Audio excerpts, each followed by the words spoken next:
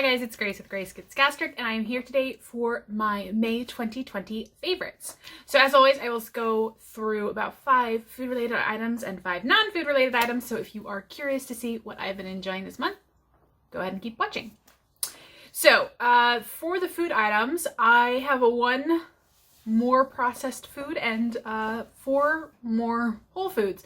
I have been reevaluating my diet, which you might know if you have been watching my videos, trying to focus on eating more minimally processed foods, but not limiting what I eat within that. And also, if I want to have some processed stuff, I'm not trying to beat myself up. Anyways, the processed food, and you might have seen this on my channel before, but it is these Sonoma Creamery Bacon Cheddar Crisps. I got these at Costco. For 1 ounce, it is 140 calories, 7 fat, 9 carbs, 9 total carbs, 1 fiber, so 8 net carbs, 10 protein. So these are super good. They're, the stats wise, they might not be as good as plain crisps. They do have some like oat bran, like there's stuff more than just cheese and bacon in there, which I think does give it a different kind of taste, which I enjoy. I love my regular cheese crisps as well, but these are nice for a bit of variety, and I've just really been enjoying them. They're not something that I get very frequently, but I did get them this month and remembered why I like them. So really like those. Then we have a more unusual item on this channel, and that is Arborio Rice. So for a 1/4 cup dry, it's 160 calories, 1 fat, 35 total carbs, 1 fiber, so 34 net carbs, 5 protein. So I have not been I haven't been eating a lot of carbs in the past 2.5 years or so, but I have been slowly incorporating them back in the form of whole grains. Now, this is white or Arborio rice, and that is just because this is what I've had for over 2 years. I've had this bag since before I had before I had VSG. So I'm just trying to use it up. When I will be, if I eat rice, which will not be super frequently, but it will be something that I am trying to add back in. But I really want to focus on whole grains, so brown rice, whole grain rice. Anyways, I love Arborio rice. This is what you use to make risotto. So I have made some risotto, an asparagus bacon risotto, which was really good.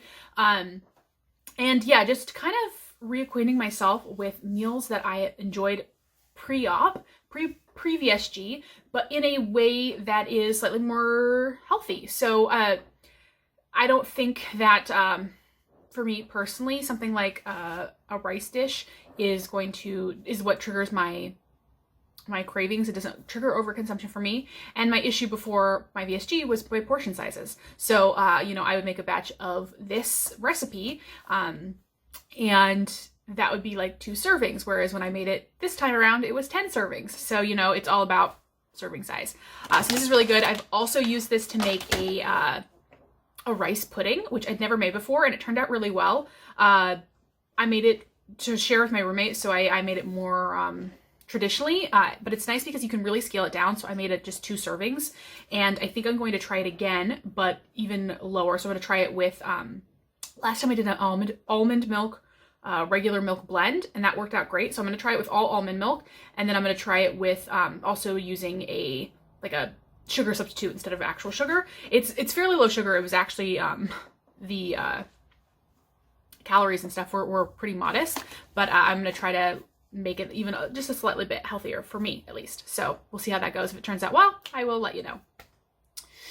Next, we have this peanut butter. So this is fresh ground peanut butter. This is organic, no salt. It's literally just ground nuts.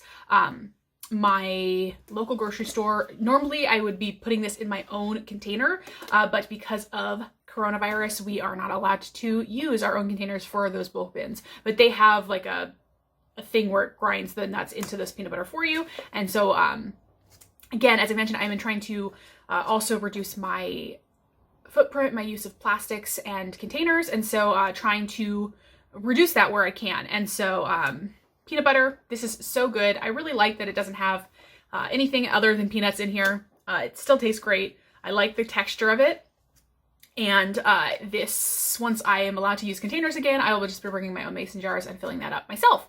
I've really been loving eating this with apples. Apples and peanut butter has always been a classic for me, and it's still really good.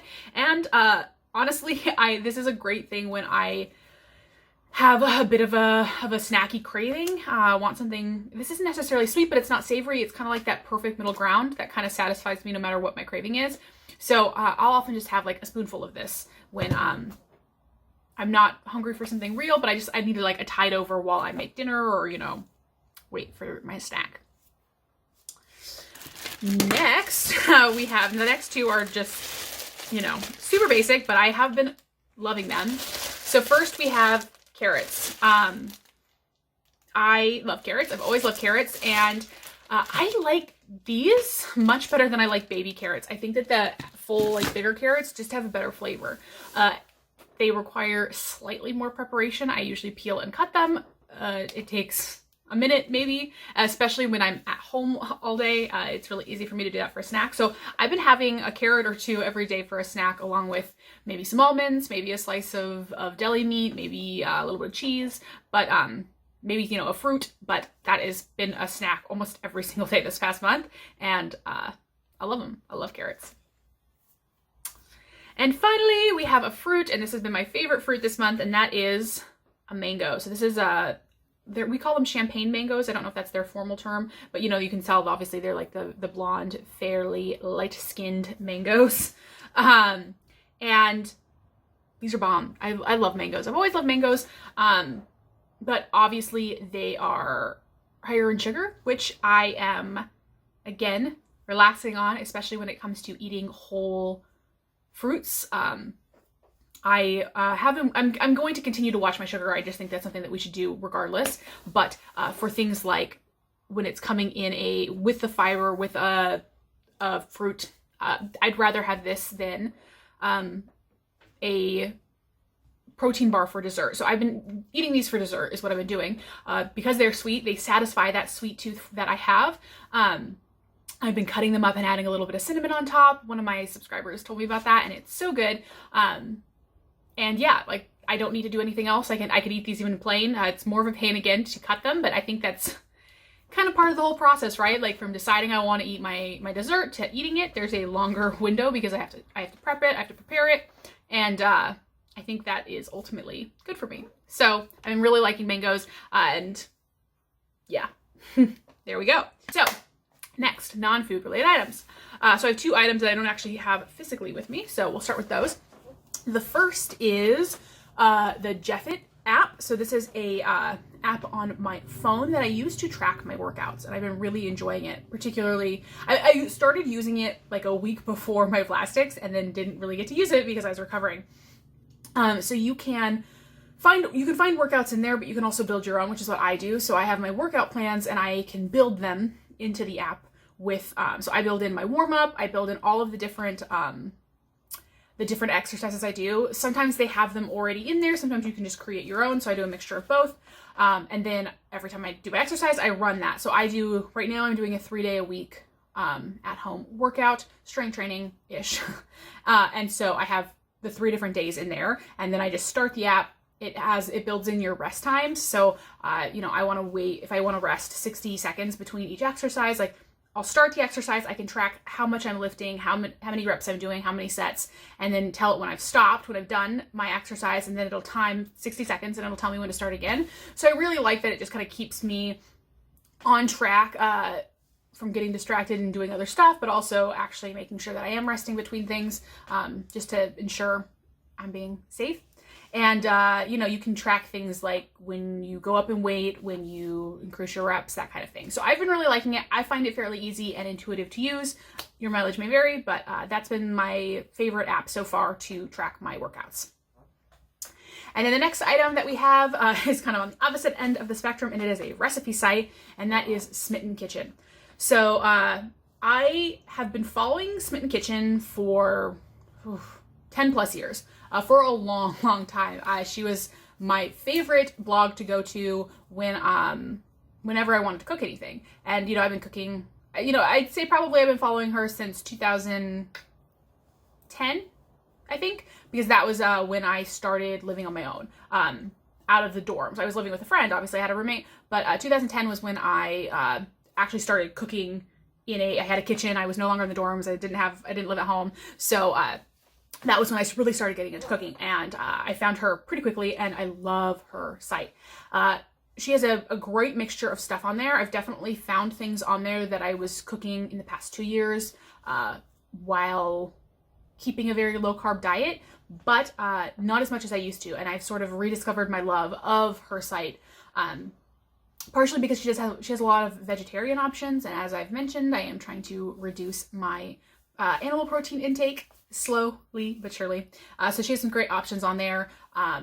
Honestly, it's a great mix of stuff. I love her writing. I just really love her. So I've really rediscovered my love. I've been making a ton of her recipes, mostly old favorites. So just things that I remember that I used to make all of the time that were my go-tos that I just really haven't had in a few years. And it's been a lot of fun. So definitely recommend checking her out. And like I said, she does have some great options on there too that are low carb if you're keeping your carbs to a minimum. Next, we have, okay, let's see. Yes, this microfiber hair towel. And of course, I'll link this down in the description box down below. It is quite large. Ooh. And I really wanted a microfiber towel for my hair. Just because they are supposed to be better and gentler on your hair, particularly with curls. And so I wanted something like that. I've been using this. I've been doing kind of the plop method for curly hair when I've been drying it. You can Google that and look up what it is. But this is perfect for that, for drying my hair, for being gentle on my hair. It also dries out pretty quickly once I'm done. So yeah, I've been using that and I have been really, really liking it. It's a good towel. And it got good reviews, so yay. Next we have, continuing on all of my eco journey, I have this compost pail. So this is a compost pail, and I really like it. It works great. I keep it on my kitchen counter. We are lucky enough in Seattle that we do have municipal composting, so we take out our compost to a bin that they take every week. So we don't have to, it's obviously a lot more difficult to do your own composting in an apartment. Because like my parents we've always composted. They have gardens and stuff. So we always composted growing up, but we would just self-compost. So this is nice and convenient because I've always composted. I find it very important, but we have a way to do it that is less involved for us being in an apartment. So like I said, I keep this on my countertop whenever I have food waste throughout the week. Into the pail it goes, and then right before the compost person, right before the compost is taken away, I just take it downstairs and add it to our bigger bin. So this has been great. I really like it. So far we haven't had any issues with smells. There's like a little like thing here that is supposed to prevent any smells from escaping. Yeah, it's been great. No issues so far. So definitely recommend if you are on the hunt for something like that. And finally, we have this mason jar cold brew maker. So I've got actually cold brew in it right now. I just made some the other day. So this big old mason jar, and this thing comes with it. And so you fill this with coffee grounds and you put it in, and then you fill this with water and you let it steep for however long, depending on if it's in the fridge or not. If you've been watching my What I Eat in a Day videos, you know that I have cold brew every single day, and I was mostly using that Trader Joe's cold brew concentrate, which comes in a plastic. Not only is it expensive because I had to buy it every, week or so, but it was coming in a plastic container, which I want to reduce my use of. So there are some, and you've seen those like Chameleon cold brew, I've used those as well, and those come in glass, which is much better. If I have to buy cold brew in the future, I will be prioritizing purchasing ones that come in glass containers because glass is more recyclable than plastic. But I can make my own. I have my own coffee, I have my own grinder, and I have time to make my own coffee. It's cheaper for me, it's better for the environment, so it's a win-win-win-win. Yeah, so I just got this past month. This is my second or third time brewing coffee through it. I'm still kind of getting the hang of the perfect steep time, the perfect grind of the beans, the perfect type of roast to use, all of that stuff. So I'm still kind of working at the kinks in terms of getting my perfect cold brew, especially because I generally do mix it with protein shake. So still figuring all of that out, but it has been getting better and better each time, and it's not bad ever. Just the first one I made was a little bit weaker than I am used to. Usually I use a concentrate, so I don't have to use very much, but I get a very strong taste. So I just had to use more of it, and it's getting off my nose. So yeah, I think those were all of my items. As always, thank you guys so much for watching. I hope you enjoyed. I hope you found this video interesting. Let me know in the comment section what you guys are enjoying this month, and I'll talk to y'all very soon.